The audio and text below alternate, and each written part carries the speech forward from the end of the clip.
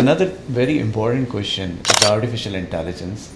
And I have talked to many HR consultants, and they are discussing with me that shall the AI will replace the jobs of the human. So in your opinion, I have a different opinion on that. I discuss on this level with all those details. For me, it will not replace the job. Of course, the people who don't know AI, they have to replace, and it will help as an assistant. So as an HR professional, what do you think about that in this perspective? What's your opinion? I mean, if we are looking at how much we have achieved through different transformation, I can talk about calculators. I can talk about the tools that help the people, tackle the arithmetic matters. We can go back to 2400 BCE, right? The misconception of AI is here and it will replace us. It's just, I think, a very scary thought for many who have not used AI properly, or have not implemented that tool, because for me it's a tool, nothing less, nothing more. It's there to help us, to streamline our processes, to make us more efficient and effective. I've spoken to actually one of my friends like yourself, but about this 4-day work. Where are we going with it, right? But AI actually can help us to achieve that 4 days without cutting that, results. Our PLN will not go down, it will go up, because, we streamline our even call centers, right?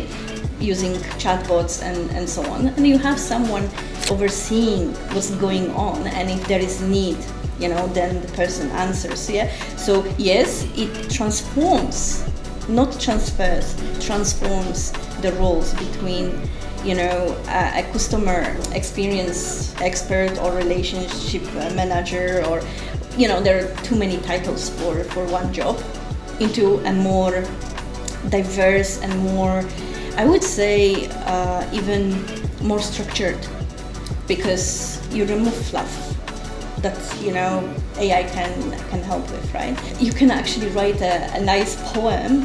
Of course, it's you will see the AI language with if you really use AI well and you understand the prompts and stuff.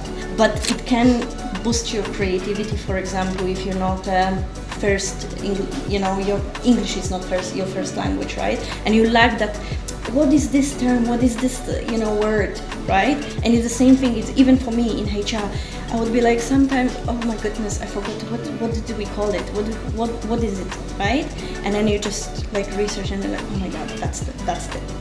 So it helps. It's not there to replace us. So I think what you said it's very nice.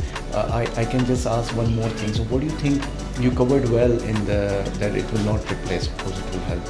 But what do you think about these tools that should be implemented? Because in the adoption perspective, organization is adopting AI tools. So in HR, let's say if there is a tool in HR for recruitment tool or something. So what's your opinion about that? It should be not biased in terms of recruiting, the employees, and also should be transparent. Also should have proper accountability, all transparency, ethics of AI, everything should be covered. So what's your opinion about those adoption of these AI tools? There are a lot of risk if you adopting a tool you don't understand fully, okay? Or you are not ready for adaptation of any future, future-looking type of tools. AI can be biased even in recruitment. This is why it's very important when we screen the CVs, we don't put the name or the race, or those are things that's supposed to be removed. Even the gender. You can AI could actually tell you a gender by just name, right? Because it will research from the patterns that it already has in the system and in database, right? So AI is there to help us streamline our recruitment process by screening the right CVs. This is why I always tell my clients, please ensure you have a CV ready for the job that you're applying for, right? Or the roles that you're ready to step into, right? Because you have XYZ skills, you have XYZ experience, and so on and so forth, okay?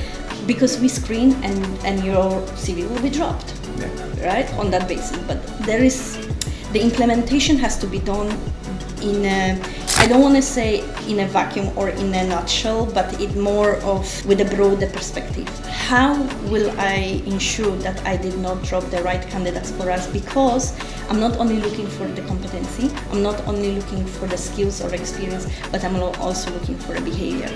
So the human oversight is very important also. It has to be balanced, it right? It has to be. It's not only the AI models, it's the human oversight from... it's a 50-50. 50-50, yeah. And it's still 50-50. I mean, AI is improving every second right now, right? So before it was every day.